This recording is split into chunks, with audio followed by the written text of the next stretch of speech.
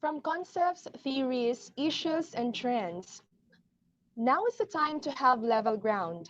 That is for grounding to the real life stories of people. And not just stories, but real life success stories. Good afternoon, everyone. Assalamu alaikum wa rahmatullahi wa barakatuh. Welcome to our seventh webinar entitled Trailblazers, Success Stories of Locals. This webinar is broadcasted live via HECBOL's Facebook page and YouTube channel. This activity is also made possible in partnership with the Ministry of Basic, Higher, and Technical Education in Bangsamoro Autonomous Region in Muslim Mindanao. This afternoon, three successful persons will be imparting their success stories to inspire and motivate everyone to be more and to do more. I am Eden Stephanie Bolido, your moderator for this afternoon. To formally begin this program, please help me welcome the Minister of the Ministry of Basic, Higher, and Technical Education of Bangsamoro Autonomous Region in Muslim Mindanao, Honorable Muhagher Iqbal.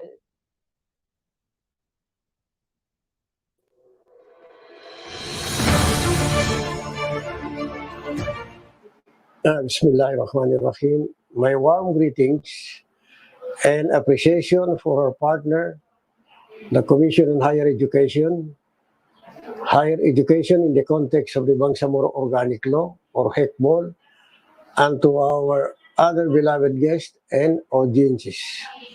Assalamu alaikum wa rahmatullahi wa barakatuh. This pandemic has certainly brought many challenges in our way of living.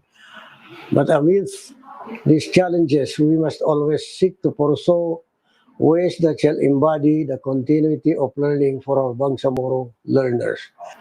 The education sector has felt major impacts on this ongoing health crisis as we prioritize the well-being and safety of our learners.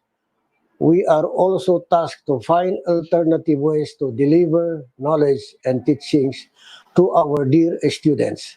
As we brace and prepare ourselves for this new normal, we are also reimagining alternative ways of teaching and learning as a community. Currently, online learning appears to be the best option to address the challenges of learning continuity in higher education at this time of the pandemic. Nevertheless, with this abrupt shifting and challenges, it is inevitable to encounter challenges and trials, but it is definite that as we spearhead these alterations, we will strive to find ways to advocate equitable access towards education continuity and online learning. As we respond to this pandemic's effect to schooling, let us all capacitate ourselves to thread multiple pathways of methodologies in learning that shall embody effective and alternative delivery of education. Thank you very much. Thank you so much, Minister Iqbal, for that opening remarks. In our sixth webinar, we were inspired by the young student leaders in Mindanao who are doing positive change in their respective schools and community. At this time, we will concretize leadership and community service through the political leaders and icons who are successful in their own field. At this time, let me formally introduce to you our first guest speaker. He is the Executive Director of the Qalam Institute of Islamic Identities and Dialogue in Southeast Asia, based at Ateneo de Davao University. He is also a member of the Parliament Bangsamoro Transition Authority. He was the commissioner of the expanded Bangsamoro Transition Commission that drafted the Bangsamoro Basic Law, which eventually became the Bangsamoro Organic Law. Also, he was one of the independent directors of Al-Amana Islamic Investment Bank of the Philippines from March 2016 to 2017. He has more than 20 years of experience as a facilitator in interfaith and interfaith dialogue for peace building in Mindanao. He worked as a United Nations volunteer community development specialist from 1998 to 2003. He is a fellow of the Konrad Adenauer Stiftung KAS and the King Abdullah bin Abdulaziz Center for Interreligious and Intercultural Dialogue.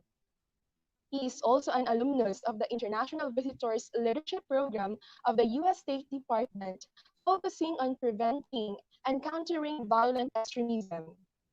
He is a subject matter expert in the following: prevention and countering violent extremism, community development through Islamic microfinance, and Bangsamoro peace process.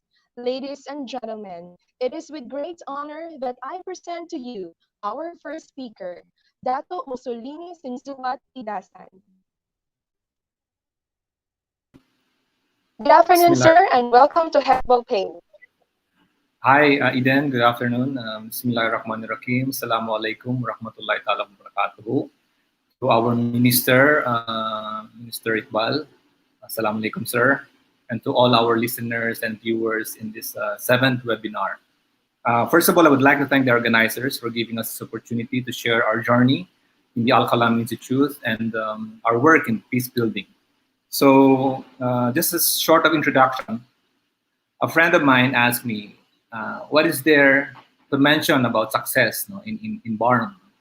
Parang he made it a joke na, is it your appointment in the office or the election or elected officials? Parang ganun. So, but I told my friend na it's not that. No? It's the stories that we have that somehow we hope could inspire our people. So the story of Qalam is like a candle, no? Parang isang kandila. A candle can light 1,000 candles more, and it does not endanger its own existence.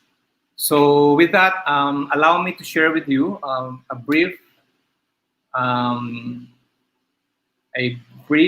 video of our Qalam Institute. So before I will discuss it further, what Qalam is and what we do.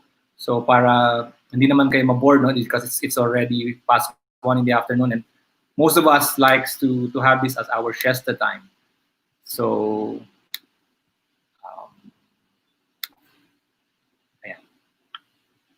So that's the name of our office. It's Qalam. Qalam, by the way, it means the pen. It's an Arabic word, which means the pen. So the Prophet Muhammad sallallahu alaihi wasallam advised the Muslims and even the non-Muslims that the pen of the scholars is mightier than the sword of the martyrs. So,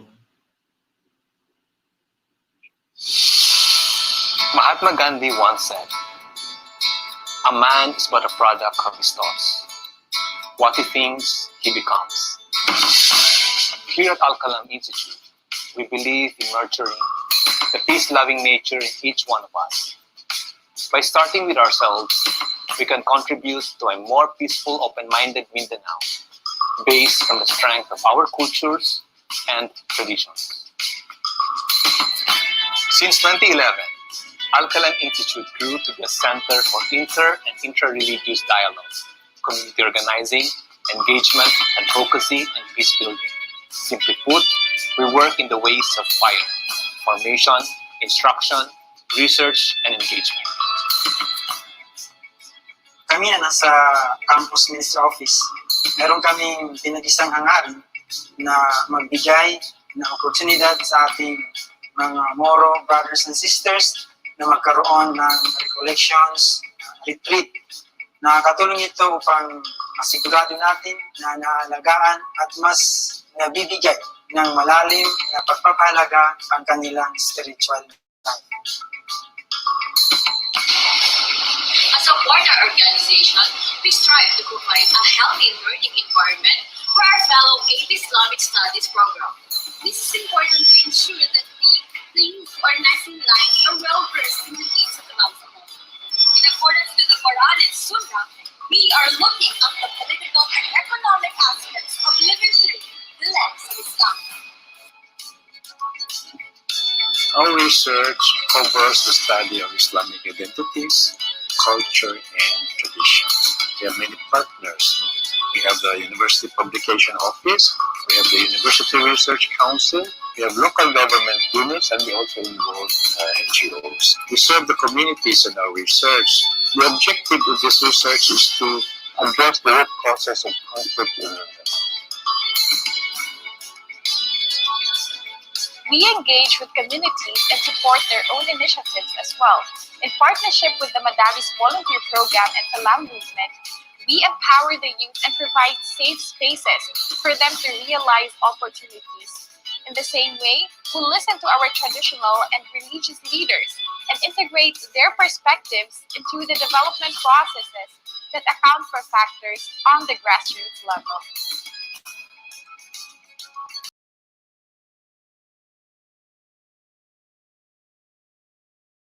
Dialogue, leadership trainings, capability building programs, kapangagi sa mga traditions tano, sa mga manisa, mga panditas, kabagal ng mga talayingid, inyabot ka ng mga indigenous identities.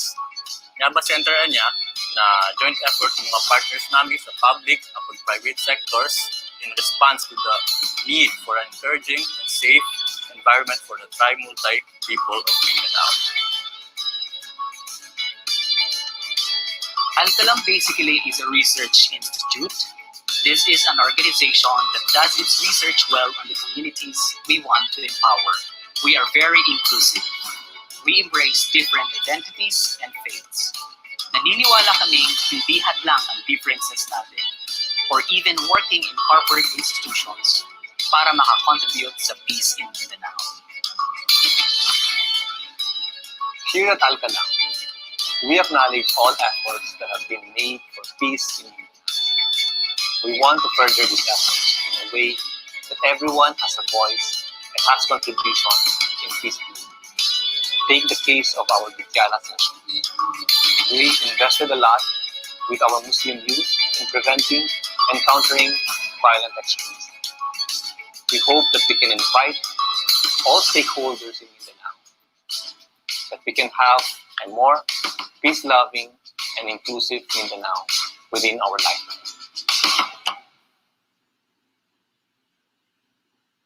So that's the brief video, audiovisual presentation of our office. It was founded in 2011, and I got involved in the Bangsamoro Transition Commission and Bangsamoro Transition Authority, mainly because of our peace advocacy and our peace building activities. So just to repeat, yung mga four main principles: formation, instruction, research, and engagement. So we also provide Muslim retreat, and every month of Ramadan we do some Duyug Ramadan in the different Muslim communities in Davao and even here in Cotabato City. In terms of instruction, we now have the AB Islamic Studies. I think it's now on our fifth year. More than 50 Muslim students successfully graduated in this course. It's an undergrad course. In terms of instruction, we promoted Mindanao history, not only in Mindanao, but also in Visayas and Luzon, especially in our campaign with the passage of the BOL, Bangsamoro Organic Law. We did a massive lectures in the different universities and colleges. And this is in partnership with the different embassies and donor agencies. In terms of research, we have our ICRA. It's an annual journal of the Institute. And these are the areas of our engagements in the island provinces, in central Mindanao, and even in Davao region. One of our success story actually is our engagement with our youth. It's what we call as the Salam movement. It's a movement that is based in Davao that is now working in the different provinces and regions in the country. And in partnership with the U.S. Embassy, State Department, we were able to submit a manual of peace building, but rather a module on peace building that we submitted in CHED National Office that hopefully we can incorporate in the NSTP program.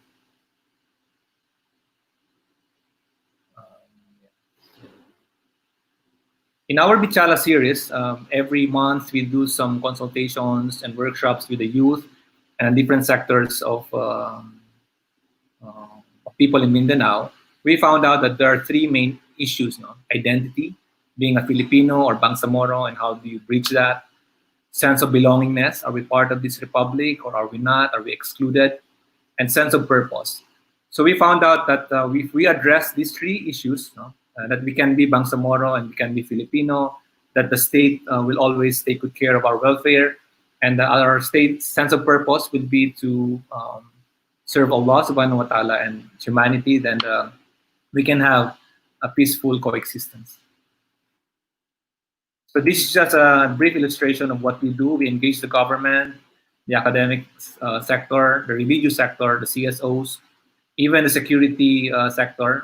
In fact, Qalam was very active in the passage of the, not passage, but the program preparation of the National Action Plan for the countering and preventing violent extremism.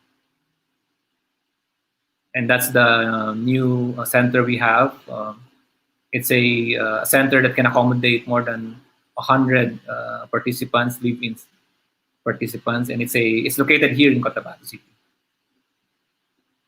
And those are just our BARMM events during the ball campaign, the plebiscite.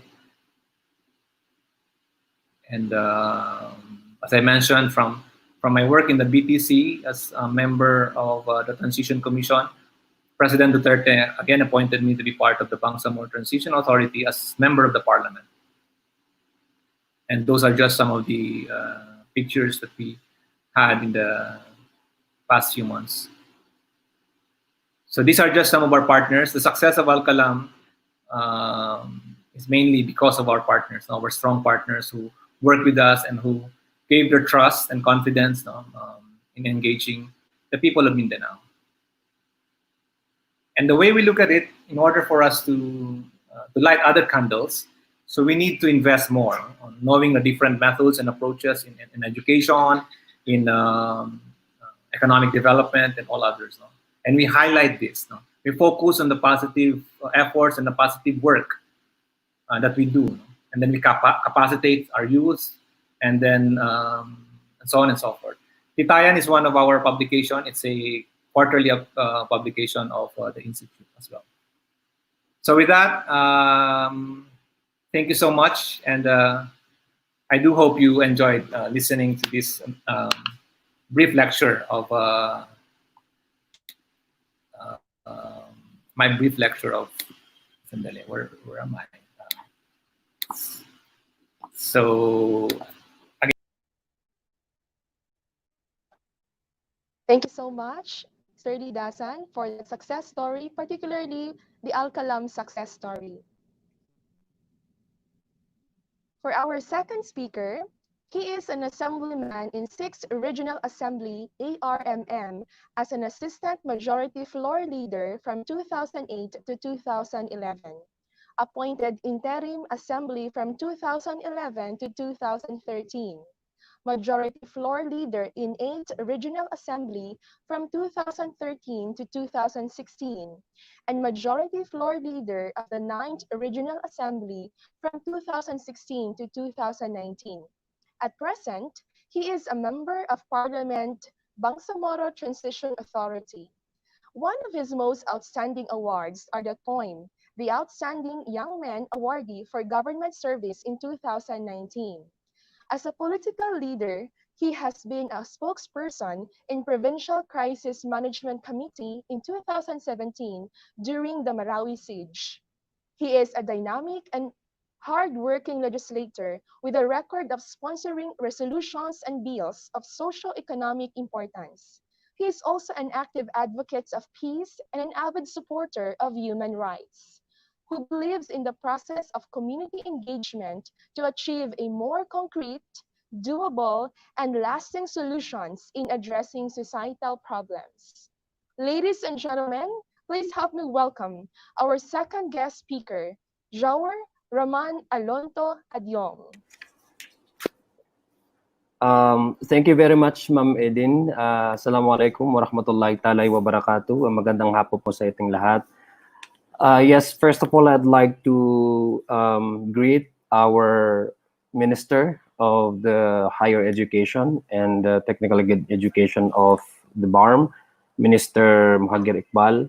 And also I'd like to pay my respects to my other guests, to the other two guests. You know, to be honest with you, my track record is somewhat inconsequential compared to the other two, my colleagues here, my other two guests, my colleague in the BTA, Musema, I'm sorry,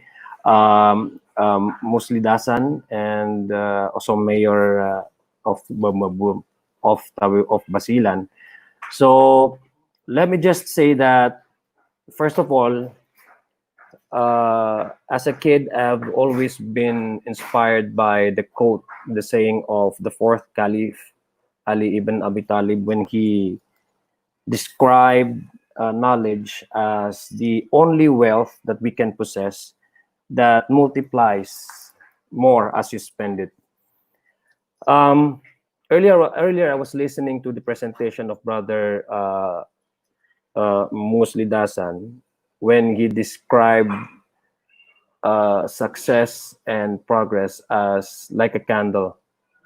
So in a way, by analogy, the inspiration that it provides, the stories that we discuss here, not necessarily our own personal stories, but the stories of others who have contributed to the success of our guests here today, have proven to be of essential, have proven to be of an essential ingredient in making one person or a community be successful, to become part of a continuing narrative, specifically for the Bangsamoro people as a minority in this country.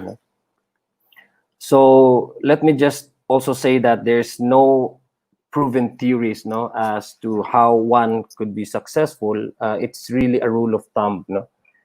We may have different way of approaching problems and overcoming challenges for us to be successful in life. So let me just share to you my experiences as a young legislator when I started back in 2009, when I joined the previous ARMM government. I think part of the idea that one has to be, if one wants to be more successful in life, is to accept that you need to know more than what you can actually offer.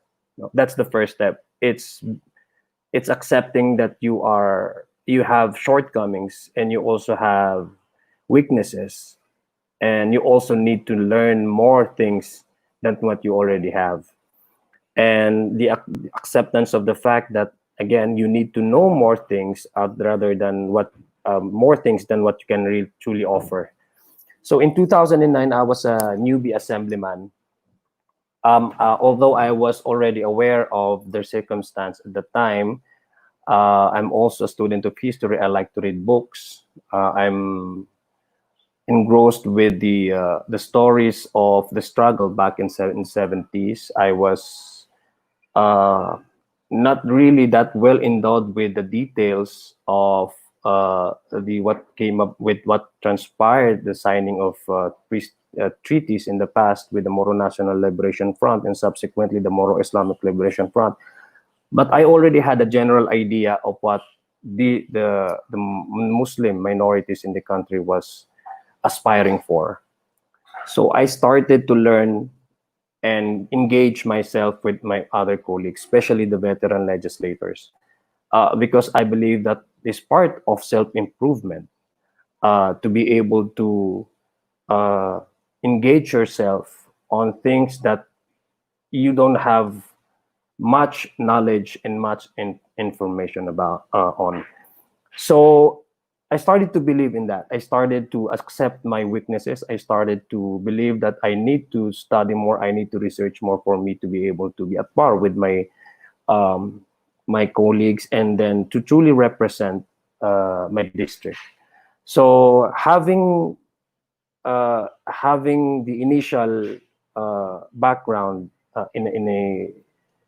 the initial background and the familiarity, a very limited knowledge, for that matter, I saw that one of the things that I needed to engage myself in is to believe that self-improvement is not only about being independently proving one's potential, but it is also about the process of self-help. So, meaning to say, self-improvement is also a process of self-help. So, by getting myself acquainted with a new culture that I got myself in, and by soliciting advices and by being able to ask many things and seek help and assistance from others, because to attain success does not necessarily rely on one's potential, one's strength and one's potential. It's also about teamwork. So I was able to pass and enact the Human Rights Commission, and subsequently I was also able to sponsor and author the administrative code of the previous arm, and as well as to pass the Basic Education Act, and later on the Halal Regulatory Board, and also the Scholarship Endowment Program for the less fortunate students of ARM. And so all of these legislations that I mentioned do not necessarily have to be attributed to my own personal achievements. Rather, it is actually about teamwork, because my background in government service is all about legislation. And no matter how good you are as a legislator, but if you do not have support from your colleagues, if you cannot possibly convince your other colleagues to believe in your advocacy, then it won't really make an effect, because ultimately, being successful in the line of legislation,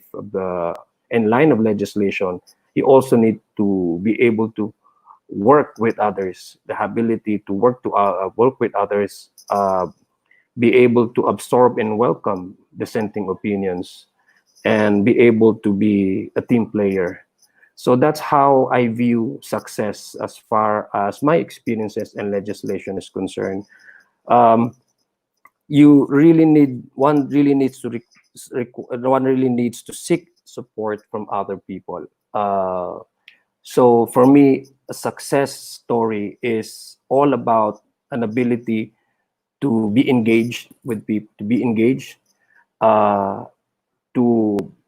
a team, to be able to work with other people, and to be consistent with one's advocacy, while accepting and welcoming others' point of view, regardless whether they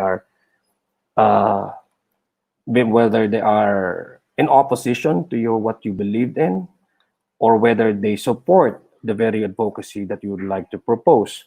Because success truly is defined not by the number of victories that one attain. It is also about the number of defeats.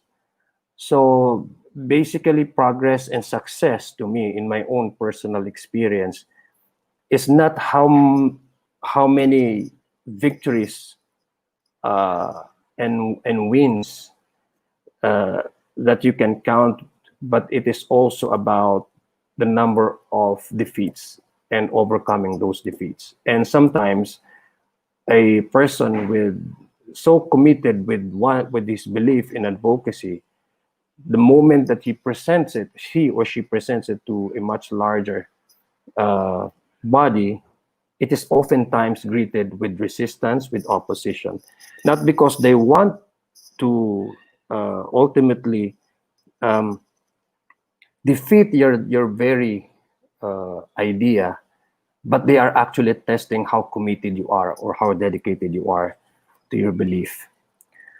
So I also hold as a personal belief that progress is defined not by the number of wins, but equally important is how often you face defeats. Back in 2017, as Ma'am Edin mentioned, we were faced with a challenge that the whole country was shocked and nobody would really expect that a group of combined forces of the Maute group, the Dawla Islamiyah, and the Abu Sayyaf group ravaged the city of Marawi and laid siege on our hometown for 5 long months, and more than 100,000. In fact, the number is actually more than that. It's about 200,000 individuals were automatically displaced. I myself am still a displaced individual. When the terrorists ravaged our house, our ancestral house, and burned it down, for many of us who are still lingering in the evacuation centers, and many of us are still waiting for the completion of the rehabilitation and rebuilding of our city, but the trauma would still remain and the pain would still there, and the wound is still open. So the experience that I had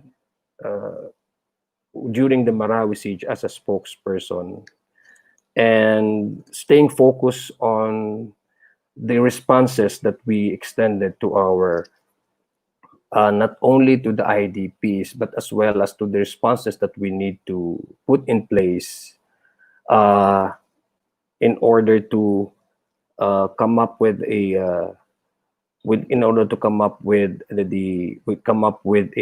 appropriate and adequate emergency assistance to the people who are trying to live by despite the fact that they were challenged, meaning to say the people that are trying to go back to normalcy despite the fact that they're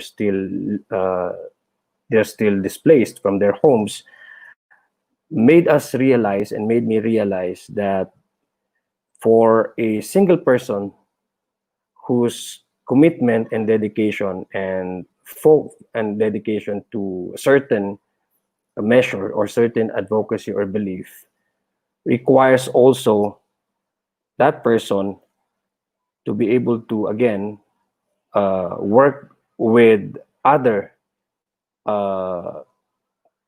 organizations or other groups. If I was also listening I was listening attentively with my brother Mus when he also described the Qalam Foundation as an NGO that ties up with other organizations, the military sector, security sector, even some foreign donor agencies. It proved to me that my definition of success, having to go through all the challenges and overcoming those challenges, is to be able to believe that one person cannot do so much. One person can only do so much. But ultimately, what is important is not personal progress or achievement, but the idea that one can really attain, the advocacy that can be fulfilled, no matter where you're actually securing help from or assistance from. In 2017, during the Marawi siege, I had no experiences dealing with our military sector. In fact, all throughout my legislative career, I had a very minimal engagement with our military with our security sector, the military, both the military and the police. But I had to be bold, and I have to overcome that the limitations of these experiences and be able to engage directly with our security sector. Because as I've said, our advocacy for Marawi does not only end with the liberation of the city, but also goes beyond helping and assisting people to go back to normalcy while they're still waiting for their return to their homes. And more importantly also is to deal with the emerging case of violent extremists and radicalization among our youth, which does not necessarily mean that one person has the sole authority to talk about this, but it requires inclusivity of thought, and it requires inclusive effort in order to really achieve the vision of freeing our streets, Mindanao and BARMM as a whole, from the scourge of terrorism. And so that is what I meant by focusing with your advocacy, challenging not only the issues that are coming forth, but in fact challenging your own limits, and going beyond what you believe, going beyond what your capacity in engage with other people. Accept that some point you are limited and needs to the support of many other organizations or many other individuals. And that's actually my experience. And I would like to believe that we were successful in that field. We were able to explain to the people, the circumstances as well as the challenges that we are still facing, and while working with other organizations, even the military sectors and the security sectors. Because truly many issues will still pop up, and there will always be emerging challenges that will come forth as you go along with your journey.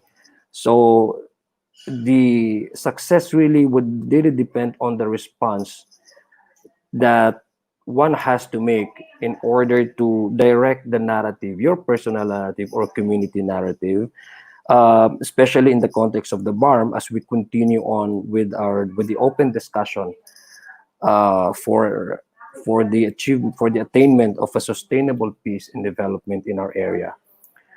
So I guess that would be my personal share in this discussion. I hope to discuss further my experiences as we go along with this discussion in this conversation. Thank you very much, Ma'am Aiden, for the invitation. Thank you also, Sir Zia, and see you in a while. For our third speaker, he is the Municipal Mayor of the Municipality of Maluso, Province of Basilan from July 1, 2016 to present. He has earned Doctor of Education in Peace and Development in 2016, Certification in Government Management in 2002, and Master in Public Administration in 2003 from Mindanao State University. He has also gained international studies in Sydney University, taking up Master of Arts in Arabic and Islamic Studies. Two of his outstanding awards are Ulirang Lingkod Bayani ng Basilan 2018, awarded by Civil Service Commission Basilan and Basilan Provincial Government, and a finalist of Top 10 Outstanding Philippines-Australia Alumni Award in 2016. His academic, professional, and political endeavors were manifested in the various trainings, speakership, books that he authored and co-authored, and activities he organized as a mayor. With great honor, I present to you now our third speaker, Mayor Hanie Bud. Thank you, Ma'am Aiden, and my courtesies to my fellow resource person, MP Lidasan and MP Zia Alonto. To everyone, especially to our educators, whom I believe are the most attendees of this afternoon conversation. Sa ating lahat, once again, Assalamualaikum warahmatullahi ta'ala wabarakatuh. Let me say to everyone that if there is success that we were able to achieve throughout my stint as the mayor of the Municipality of Maluso, I'd like to attribute those successes to all the stakeholders, especially to our constituents in the Municipality of Maluso. So that's why for this afternoon sharing, I'd like to present a brief history or a brief success stories about Maluso. So I call it Maluso Success Stories. I believe that in every endeavor, we should start with good intention. Like what the hadith of Rasul sallallahu alaihi wasallam, as he said, every action must start with good intention. So when I ran for public office in 2016, it was actually all about clear intention. It was all about good intention. And true enough, because of that true intention, despite of many stumbling blocks that have came along our way, and to think that I ran against supposedly a three-termer incumbent, a very influential local political leader here in our province, I was able to make it with the help of our beloved constituents. My vision actually in running the affairs of government in our local government units, part of that good intention, next slide please, was to decisively or gradually but decisively transform our beloved municipality into a peaceful and progressive municipality.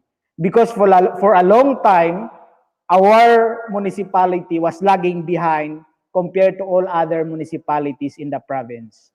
Supposedly, after Isabela and Lamitan City, the next potential town to be developed is our municipality. But for the longest period before my assumption into office, our municipality was lagging behind in all aspects of development. Peace and order, there was unstable peace and order, economic status, it was also very unstable, our poverty incidence was very high, and all the rest. So that's why when no one contested and when no one dared to challenge the incumbent, I volunteered myself with that good intention to present myself and have an alternative leadership in our municipality. So I ran under a slogan, next slide please, under a slogan of Rebuild Maluso, building Maluso's future today. So that's actually our sort of battle cry. And I was able to champion this campaign, what's this, slogan of rebuilding Maluso. And until now, what we have actually gained for the past years of our administration because of this challenge of rebuilding our municipality. Thankfully, this time, we were able to taste the fruits of labor that we have invested since our assumption. And later on, I'll be presenting some awards actually we received, no, as we assumed office since 2016. So what about Basilan? Basilan actually, or Maluso, is located in the southern coast of Zamboanga Peninsula, the Basilan Island, and Maluso used to be a trading hub of neighboring 5 municipalities, adjacent municipalities to our province. To our municipality. The municipality of Sumisip, Lantawan, Tabuan Lasa, Hajimutamad, and some other island municipalities in Sulu province, like Tongkil. Now, what are our potentials? In one of the fora also I attended, organized by PBSP, I presented Maluso as the next trading hub, or as a next business destination in the BARMM area, because we have this potential. One, Maluso is very strategically located in the southern part of Basilan, and it's next to Holo, and likewise it is centered to all other adjacent municipalities. And as I said earlier, this municipality used to be the barter trade hub of the neighboring island municipalities, to include the municipality of Tongkil, Luok, and other municipalities in the province of Sulu. Likewise, our municipality is comprised of a vast tracts of idle land, which is potential for agriculture actually, and plantation. And likewise, because our municipality is mostly a coastal barangay, composed of coastal barangay, it's nearer to Holo town, and when you go to Holo, it will also pass by the coastal seashore of our municipality. It is actually abundant for fishing. In fact, one of our major source of livelihood in our municipality is actually aquamarine product, and we have a large fishing ground. Likewise, like in any other areas of BARMM, we have a very friendly climate environment. The area is outside the typhoon belt, and mostly we have only dry and wet season. Another potential of our municipality, there are ongoing support from government agencies, development organizations, to include international donor agencies. One of these international donor agencies is ACID of ACID, no, from Spanish government. Where in fact we are actually piloting an inter-LGU alliance. We call it Western Basilan Alliance, and the center of this alliance is located in our municipality, because this is actually, our municipality is centered to all other 5 municipalities member of this alliance. The radio station that was established and built by ACID with the counterpart of our LGU is located in our municipality. Likewise, we have a number of donor organizations that are actually investing and helping us in the ground. Next.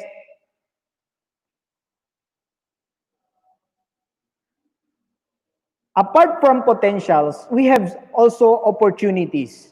And I could sum it up, the opportunities that we can actually be proud of in our municipality is, like I mentioned earlier, is marine aquaculture.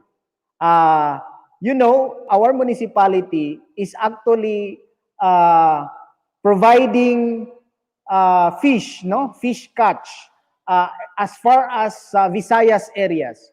Our catch is brought to Visayas, Cebu, Bacolod, and it is also brought to some other cities, no, in Mindanao, like Davao, General Santos City, Cagayan de Oro City.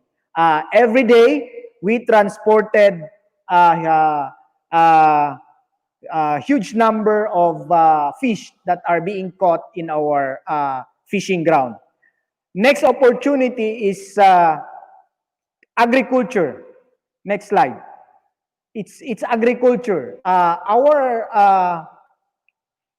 municipality is an agricultural land, and we have plenty of agricultural products that can be found in our municipality. And one of those is rubber, Of course, yung coconut industry. Although lately we are infested or we are affected by the cocolisap infestation, and alhamdulillah we were able to recover recently, and we are on the process of replanting coconut in our municipality. Likewise, we can also coffee, banana, and other vegetables can also be found in our municipality. We are also thinking about the tourism potential of our municipality. We have many beaches that we can actually at par with that of those beaches outside our province, and the most or the finest sand that can also be found in our beach, here in our municipality and in some other coastal areas in the province. Next opportunity that we can actually sell to other investor is next slide. Is our local handicrafts. We produce the good mat weavers, both from our Bajau and Yakan brothers here in Basilan. And we wanted to preserve the weaving tradition of our ethnic majority here, especially the Bajau and the Yakan tribe. Throughout my tenure, next please.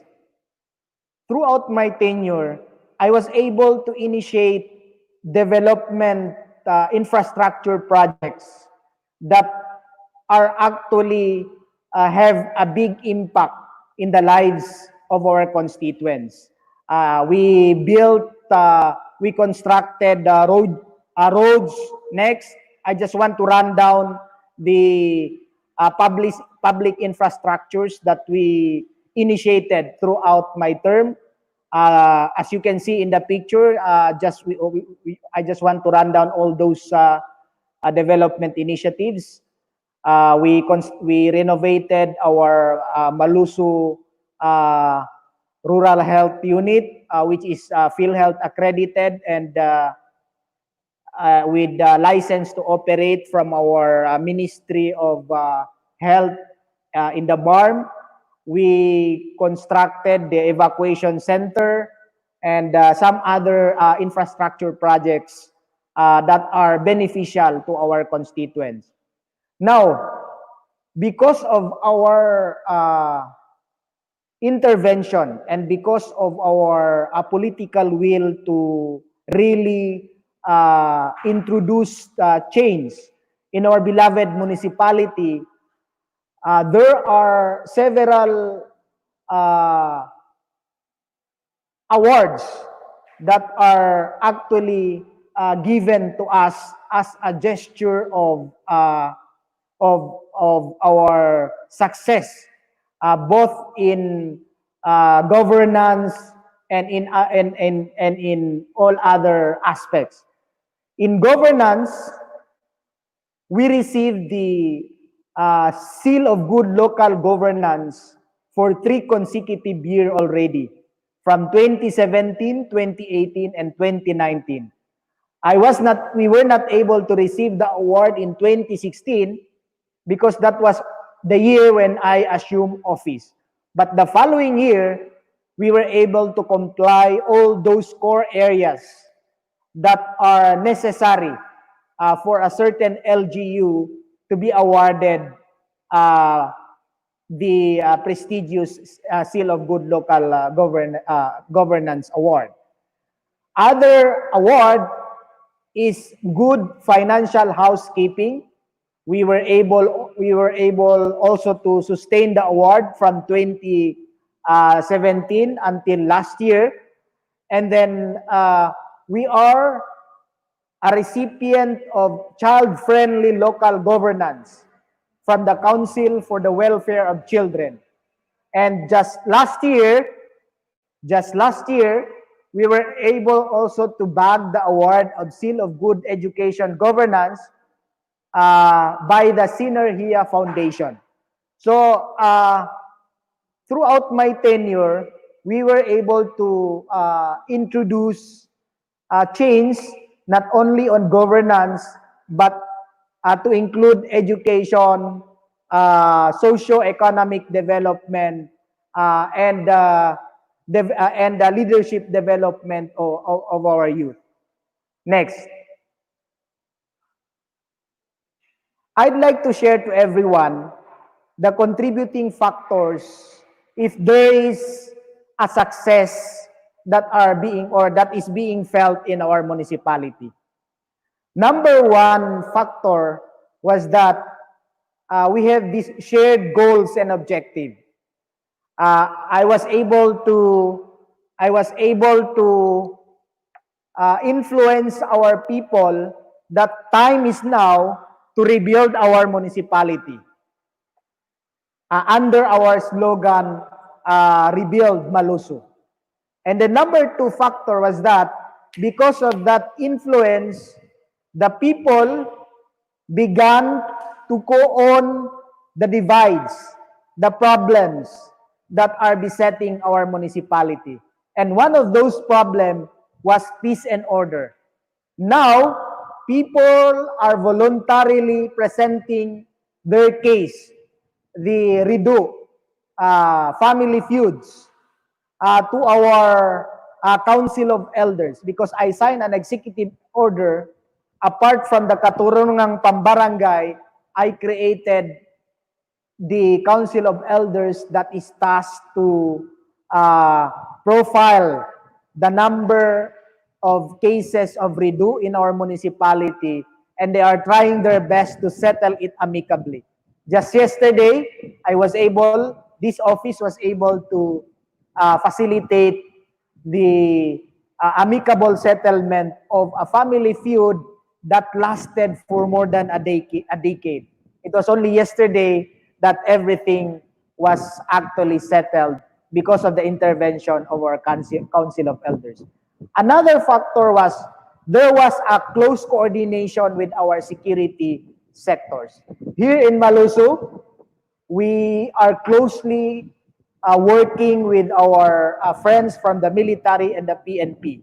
They have the community support program, and we are actually giving counterpart in their civilian support endeavor. Likewise, when we have activities like Brigada Eskwela, we can also lean on them, and we can also count on them, especially with their help. Another thing is that because all other local spatial bodies are functional, we produce actually information, education materials. In education, we have our leaflets. In peace and order, we have our manual for amicable settlement and all other spatial bodies. Likewise, we have produced pamphlets as a roadmap of development in our municipality, in the local development planning council. Another thing is that among the elected officials, I'm happy we are united, from the vice mayor, the local sanggunian, and the 20 barangay officials of our municipality. We are united, and we are more aggressive in introducing change and development in our municipality. Likewise, we have a strong connection, and we have strong linkage with the provincial, now the ARM before, and now the BARMM, and the national government.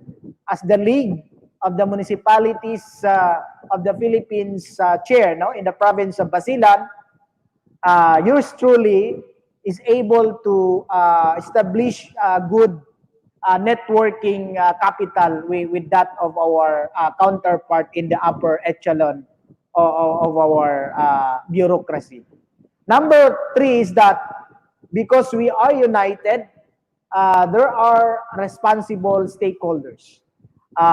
In every meeting that we have, all the stakeholders are there, and all of them are able to share a recommendation and suggestion in as far as concerns and issues of our municipality is concerned. And we have actually a yearly evaluation and monitoring of our performance. The LGU is actually organizing an annual assessment and evaluation activity, and all the stakeholders are invited. Not only the municipal officials are there yearly in January in each year, all the stakeholders that are in one way or the other have contributed in the governance of our municipality are invited. From that evaluation and monitoring activity, we are able to identify our weaknesses, our success, and we are able to generate suggestion as to move forward and do better, no, during our administration. So with that, I think I've had enough time to share the brief success of our beloved municipality. As I said earlier, this is not about my success, but this is a success of the entire constituents of Maluso. I was not able to do it alone without the support and cooperation of our beloved constituents. So with that, I'd like to thank everyone, especially our participants for today's conversation. Hope you gain something from our sharing, and I look forward for a more fruitful and productive conversation this afternoon. Thank you very much, and assalamu alaikum warahmatullahi ta'ala wabarakatuh.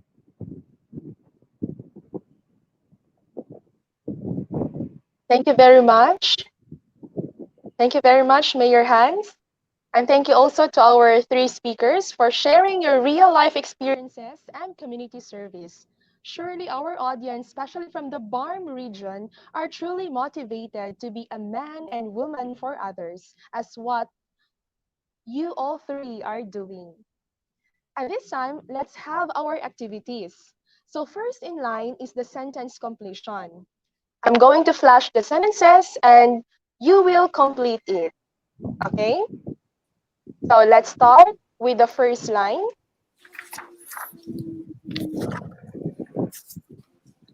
Okay, first sentence is, my definition of success is.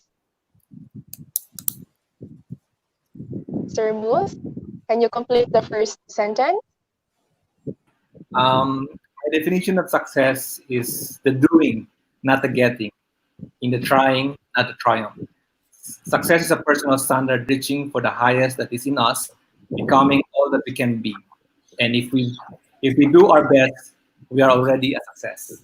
All right, thank you very much. How about Sir Zia?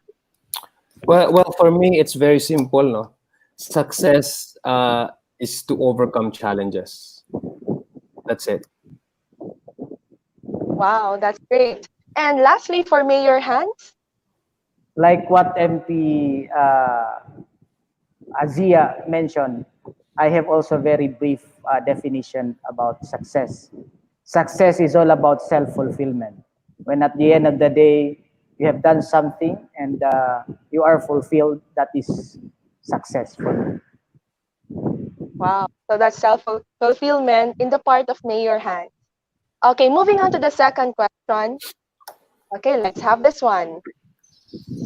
The ingredients of success are.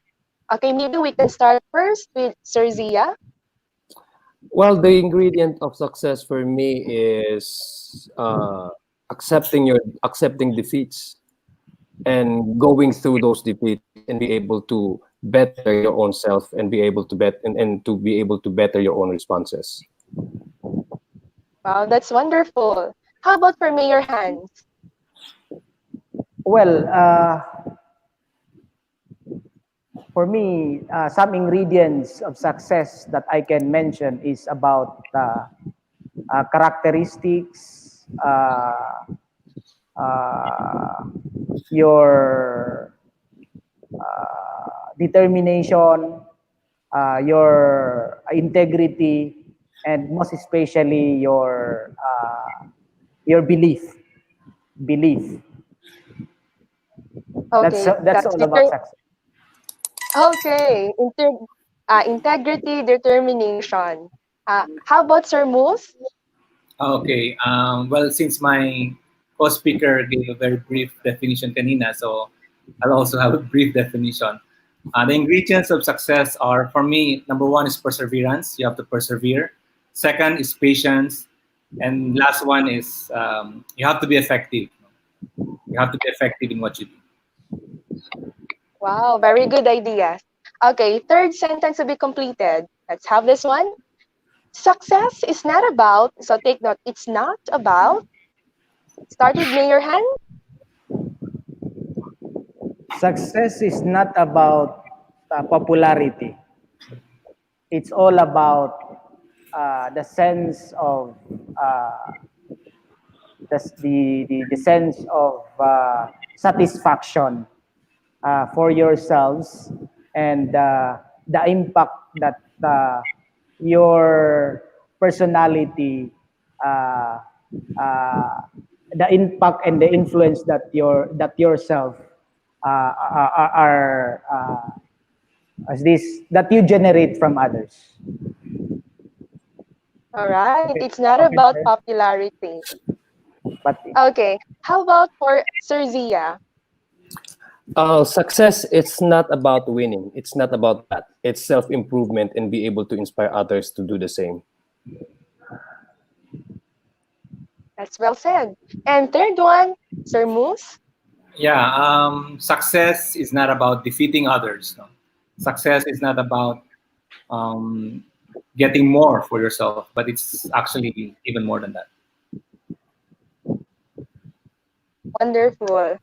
Okay, so having said that, now let's continue in our second activity, that is picture analysis. Okay, I will start with Sir Moose. I will be flashing pictures and please give little description or few words that can describe this picture. Okay, first picture, please. Yeah, that picture for me represents the different phases of success. No? It's like a staircase. No? You have to take it one day or one step at a time. Okay, phases. Next picture, please.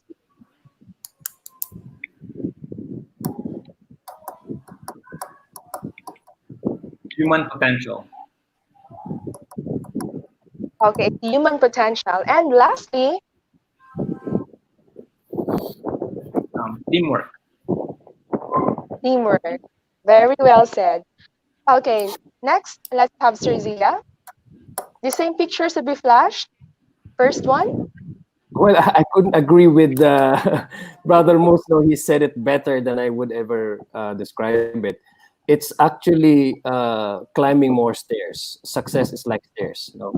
You have to take one at a time, as what Brother Musno explained. You have to take it one at a time. You don't leap, from one step of skip one step and then run towards the end of the staircase. You have to go through the process because success is learning. It's not only attaining what you want, it's also learning from those experiences that you would be able to self-improve.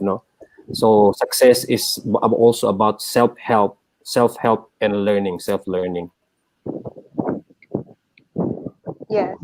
Okay, that's one at a time. How about this one, sir? Well, everything is in your hands. There's a popular hadith that says the prophet said that you have to tie your camel and then leave the rest to God.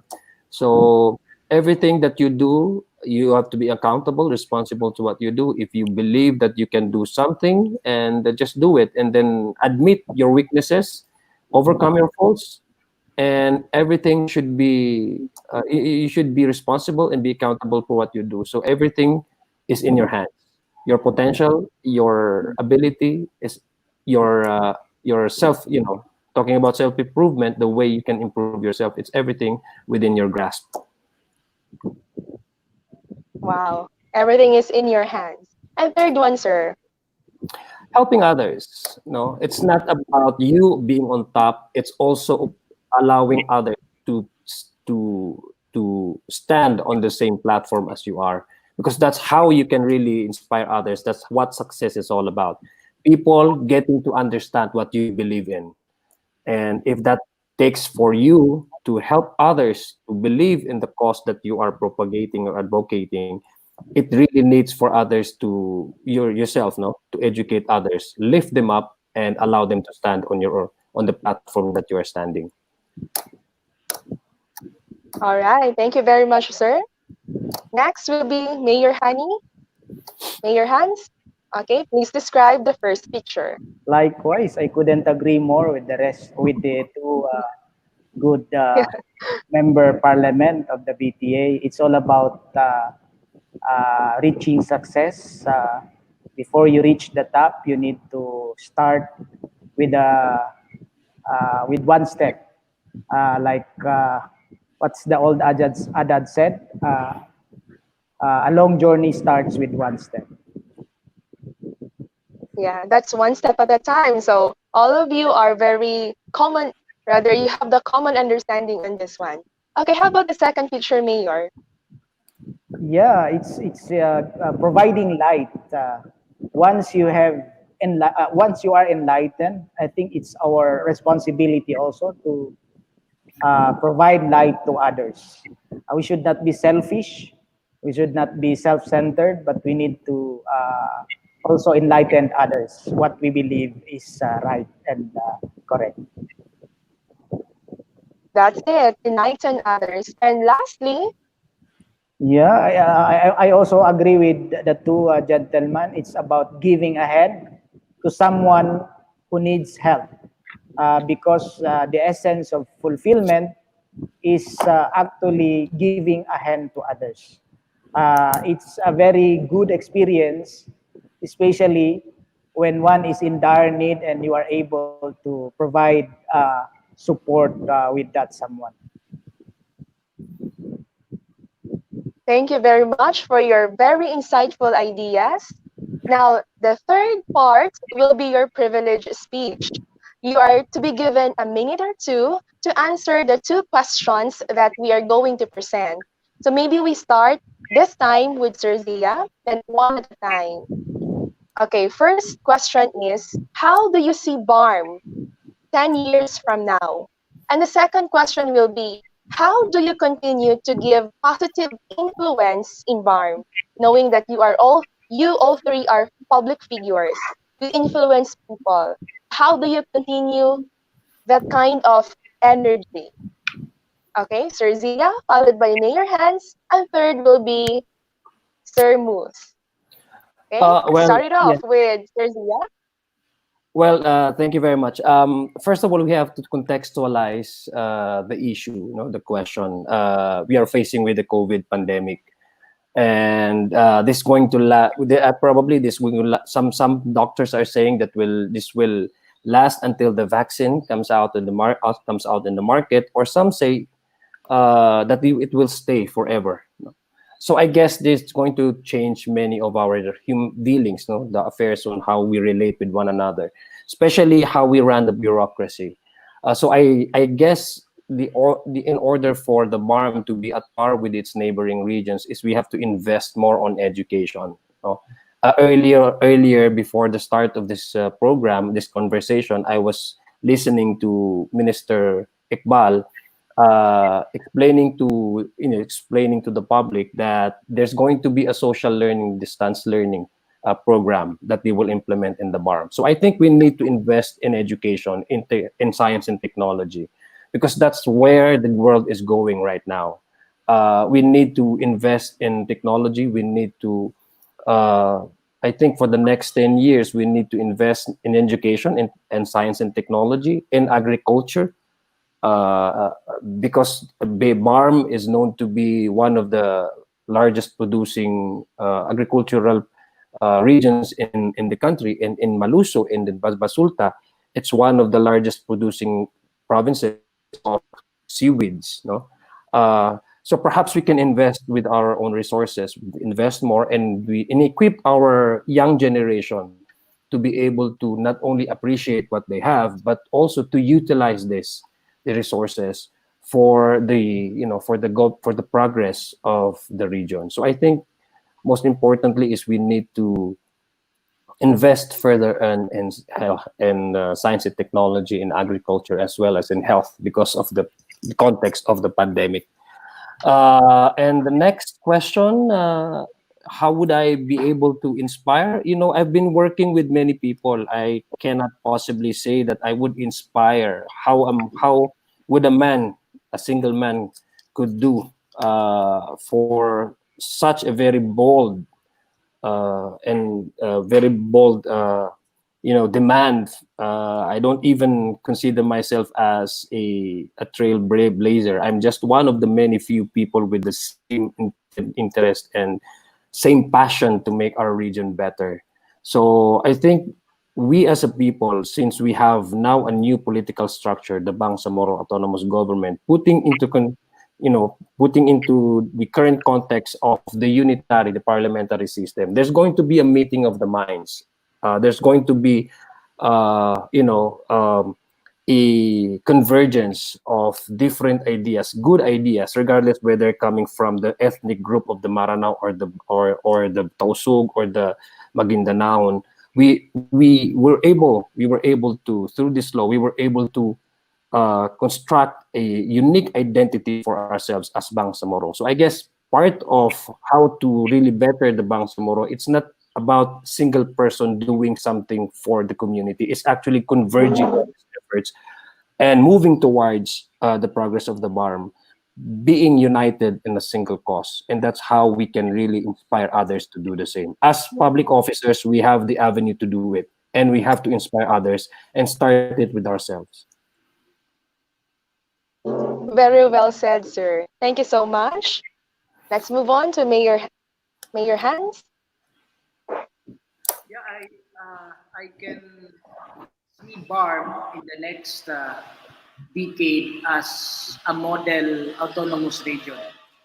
I'm dreaming of that because by that time we are able to set up everything.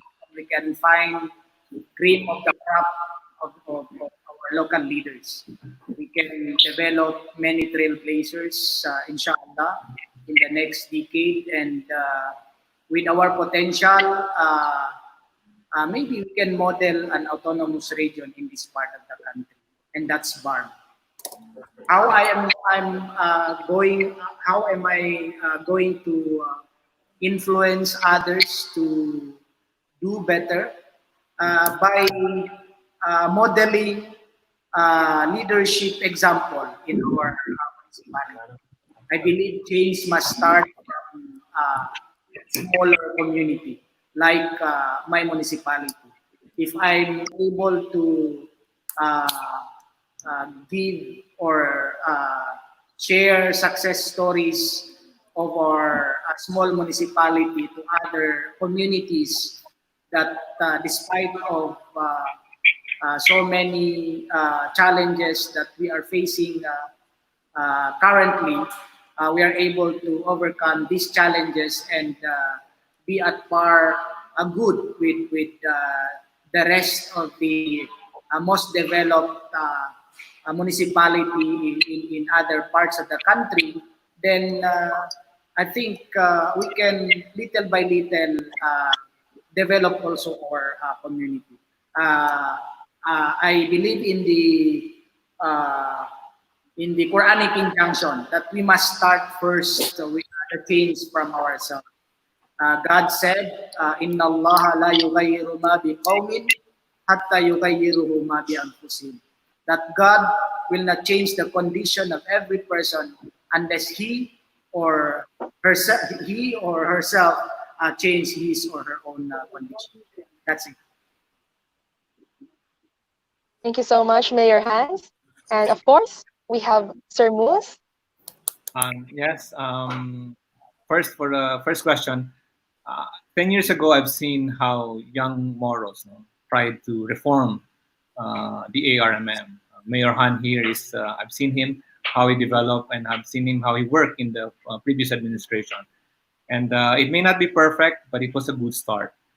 I've seen also NP Zia, our former assemblyman in the ARM, how they initiated the reforms also in the ARMM. So that was maybe 10 years ago or so. No?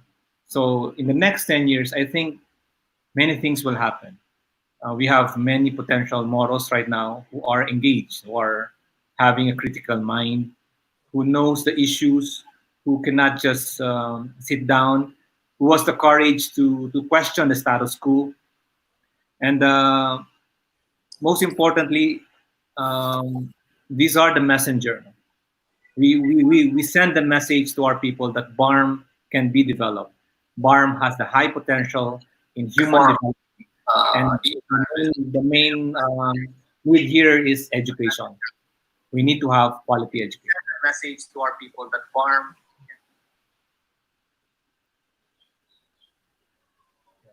Okay. Was that good? Or... So how about the second question, sir? One more thing, sir. Yeah, for the second question, I think yeah, we can always be the messenger. As I said, we have to be the messenger. We have to live a life where people can be inspired of the life that we live. No? That is truly men and women for others. That may be a little bit atinista, but that's our message. Yeah. Yes, sir. Okay, thank you very much for your very insightful ideas shared in our webinar. Okay, and to continue, we are going to have our live question and answer portion. So we will select questions from our live audience, both from Facebook and of course from YouTube channel. Are you ready, sirs? Okay. Okay. So I think the first question is here.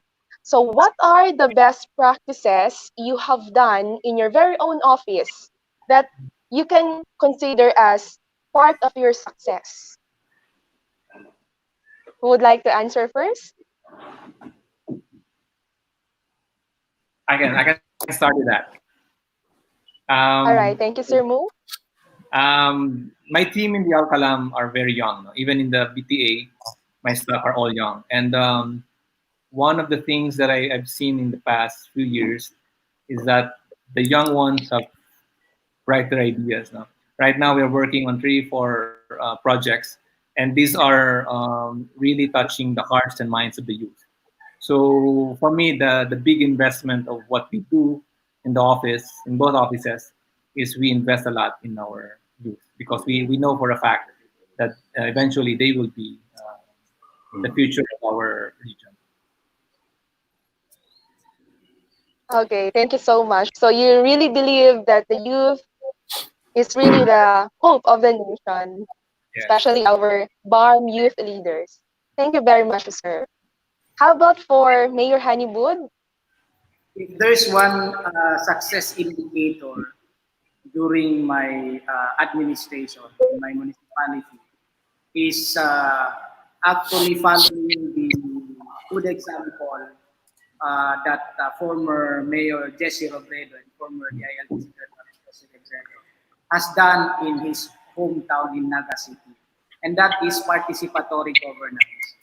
I was able to make functional all the local spatial bodies, and it really helped me a lot because everyone has its stake in the governance of our municipality, to include the youth, the out-of-school youth, the persons with disabilities, the senior citizens, the fisher folks, and all the sectors in the community, we are able to change them in the governance in the municipality.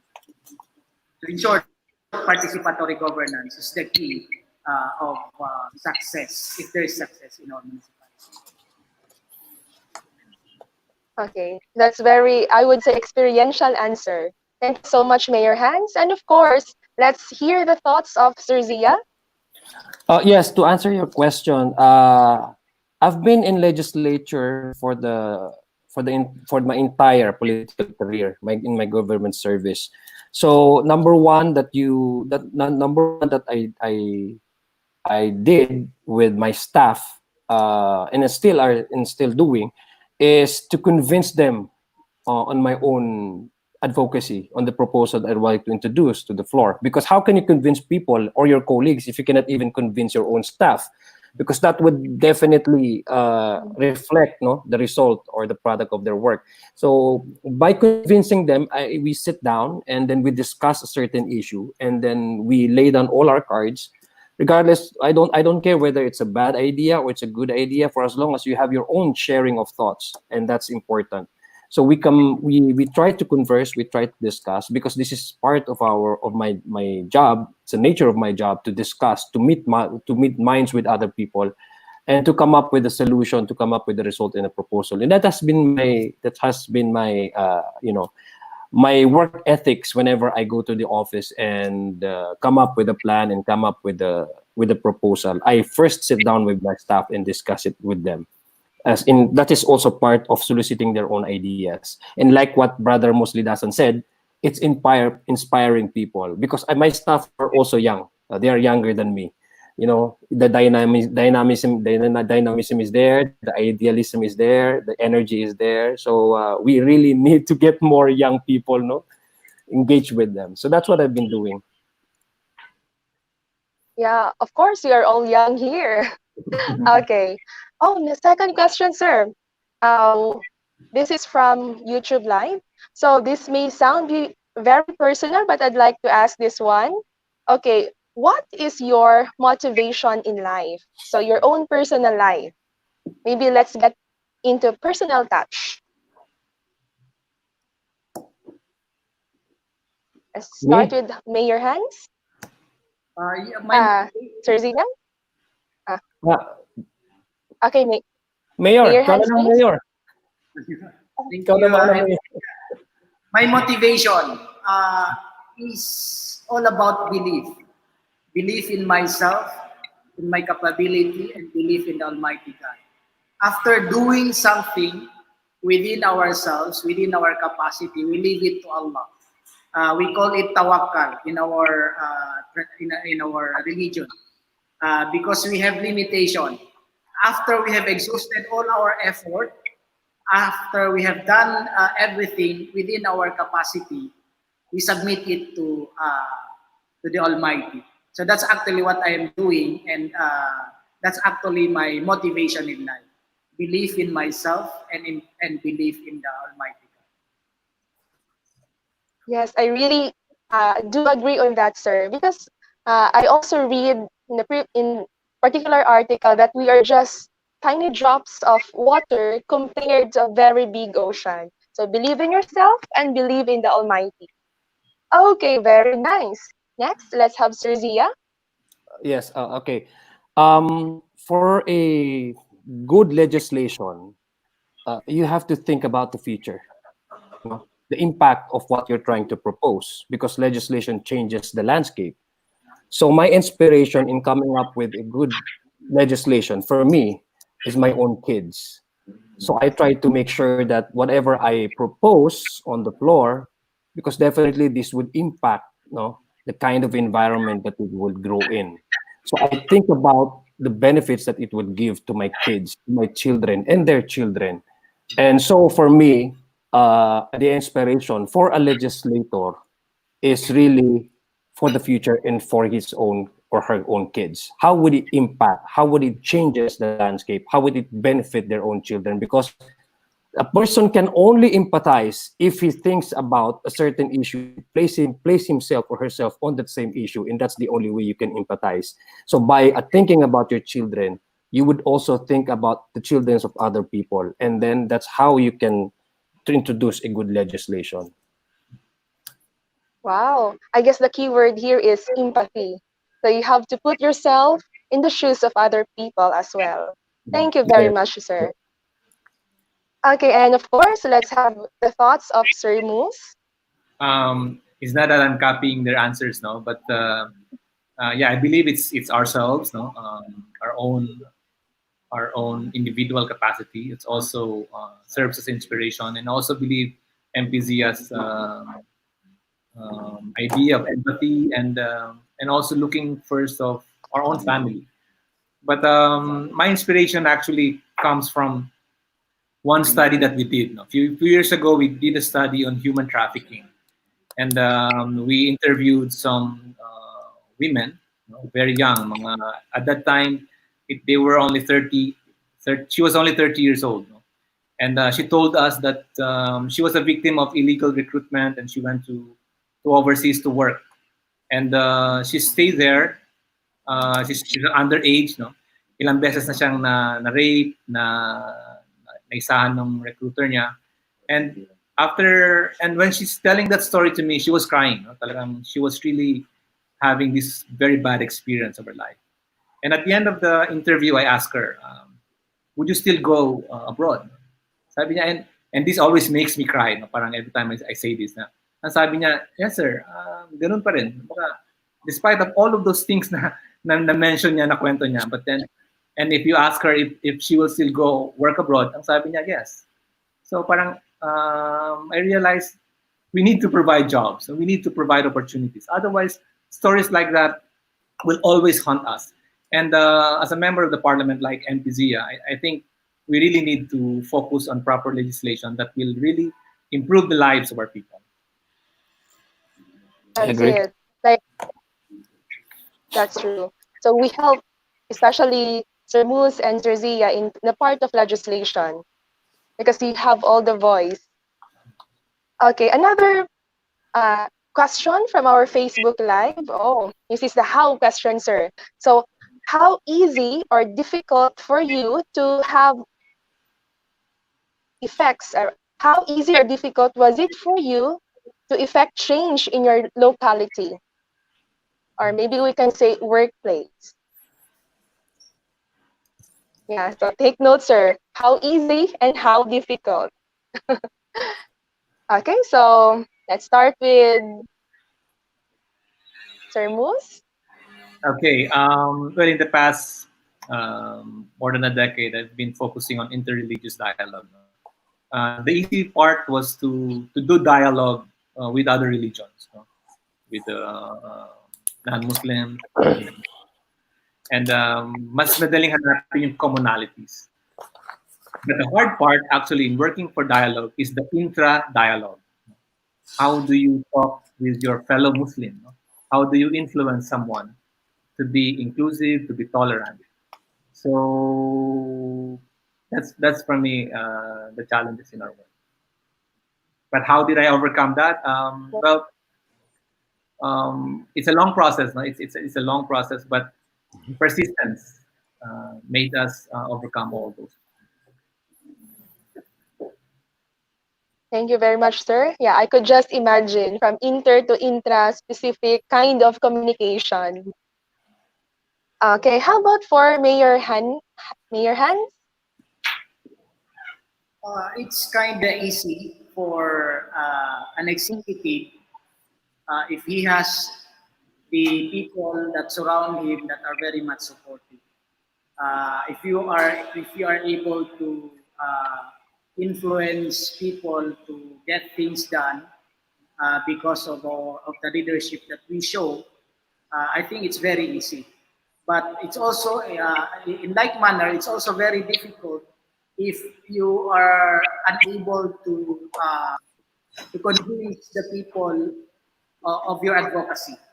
The key factor here is the acceptance, leadership acceptance of your constituents. If you have high level of acceptance among your people, I think it's very easy for you to get the things done easily. But if you are unable to mobilize your own people and you are not able to engage them properly, I believe you will find it hard to accomplish something that you want to achieve. Wow, that's leadership acceptance. And of course, let's take in Zerzia's idea. Yes, well, I've said earlier in my presentation that success is not about the number of, even the number of victories that you attain. It's also equally important is the number you face defeats. So success for me, based on my personal experience during the Marawi siege, success is only as worthy as when it was greeted by insurmountable challenges, no, and sometimes up in resistance. So during the Marawi siege, we had experienced an unimaginable challenge. You're actually facing each day, every day. You're actually facing with providing food for the displaced, uh, rescuing the innocent civilians who were trapped inside the battlefield, and all of these things every day. In my own experience, you are doing all of these things while you yourself is also being threatened because bombs are dropping off from the sky, bullets are coming everywhere. So I think part of our success story is also our belief and our resiliency and our commitment to be able to go through all those process, go through all the hardships, because you cannot just simply be victorious without passing through all these challenges. And so I think the way that I understood and overcome a challenge, I only would try to use Marawi Siege as my example, because that has been for the long, even when the time that I depart this world, that was going to be the most challenging event in my life, is believing in ourselves and going through those hardships, facing danger face to face, looking at the possibility that anytime you could be dead. And with all these threats at the back of your mind, you're still hoping for the best, and you're still hoping for a brighter day that might come ahead. So I think that's how I would like to view my own personal experience in terms of overcoming, the challenges that led us, not me, us, the whole people, the entire Philippines, the whole BARMM at the time in the whole province of Lanao do Sur, Marawi City, be successful in driving out the terrorists from our homes. And we are still doing that up to this day. Because again, as I've said, liberation of Marawi City does not end there. My brother Mus Lidasan, my colleague in the BTA, would really agree with me that violent extremism, radicalization is still ongoing, and it's an existential threat. So that's going to be our continuing struggle, and I believe we can still overcome that, as we did in the case of Marawi Siege. Thank you very much, sir. Thank Yes, you. I really believe also that challenges are always part and parcel of success. Okay, so this time, let me flash the question from the Facebook. Okay, can you see po? Okay, so what legacy do you want to leave your constituent once you retire? Okay, start off with Well, Sir Mus.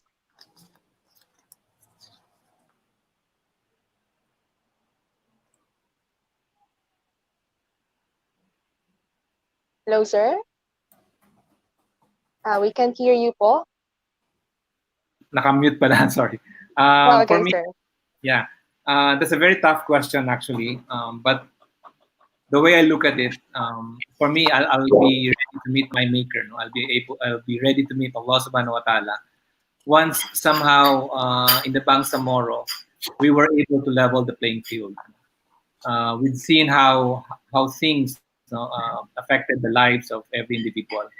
So an ordinary Abdul, Mariam, would no longer be worried about her or his family name, but he will be recognized by the people, but by his capabilities, no? Yung educational background niya, yung contributions niya sa kanyang region. It's not just the name per se. So for me, I think once we have that, once we can have a good number of um, quality or qualified individuals, no, Bangsamoro, to really serve our region, to serve our people, then for me, I don't need to have any names on any buildings or any classrooms there, but the work of the Ministry of Basic, Higher, and Technical Education is something that we really need to strengthen.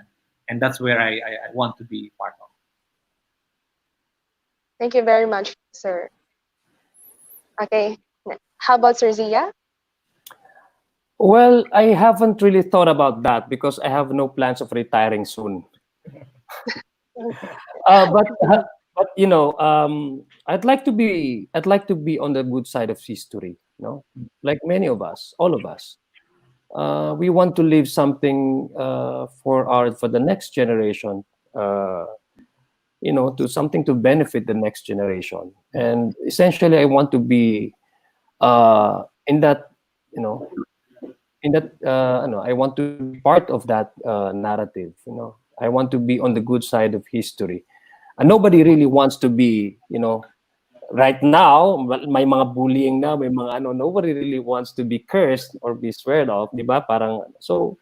Essentially, everything that we do, as long as we inspire others and as long as we are focused with our own advocacy in life, I think we're in a good hands. I think we would be retiring. No, me, Brother Moose, and Mayor Han, we will be retiring on good light. No, so I hope so. I hope to see them at the end of the tunnel. But definitely, I really want to be part of something greater than myself. Wow, that's very inspiring. Thank you po. How about Mayor Hans? It's a simple thing. The benchmark that we have set during our tenure, I hope it would be sustained by our successor, because we have complied 4 areas uh, of seal of good local governance. Like, for example, financial administration. We adopt a policy wherein we are transparent, and actually we have a transparency board wherein our disbursements are being made public. Everyone is actually have access to our financial disbursements. That's the most difficult thing for an executive like us, to be transparent to our constituents. Yes, it's all about the benchmark that we have set during this time. Hopefully, it would be sustained. And to think that we have reached this far, I believe the constituents are properly informed now that they need a leader who is transparent and could sustain what we have gained so far in our municipality. Thank you very much for your dynamic participation in our live question and answer portion. Of course, in the interest of time, we will now close the discussion. I know Mayor Hans, Sir Zia, and of course, Sir Moose are very busy, but despite of that, they still give time to grace this webinar. So with that, I would like to thank you for your support in our program. So I know our audience too were very inspired and motivated by your words of wisdom. Thank you again, sir. You're welcome. Thank you very much. It's a pleasure to be here, to join you. Thank you, Brother Moose. Thank you, Mayor Hans. See you, Thank you very much. Okay. Assalamualaikum. Waalaikumsalam. Salam. Again, I'd like to thank Sir Zia, Datu Mus, and Mayor Hans for sharing your experiences to our viewers. In behalf of the CHED-HECBOL team, headed by our dynamic director, Dr. Nelia A. Alibin, to my supportive colleagues, Sir Jean, Ms. Marian, and Sir Ephraim, we would like to thank you for the continued support on our activities. More insightful webinars will be given, so please don't forget to like our Facebook page and subscribe to our YouTube channel. Feedback form of this webinar will be sent within an hour to those who have pre-registered. You can fill out the feedback form until July 13, 2020 at 5 p.m. After filling out, you will receive your certificates via email, but please make sure that you encoded the right email address for your e-certificate. And as Pedro Arupi said, that only by being a man or woman for others does one become fully human. Let us all be one in this vision. Thank you once again, and this has been Eden Stephanie Bolido, your host for today, saying, we educate as one. Thank you very much, and good afternoon.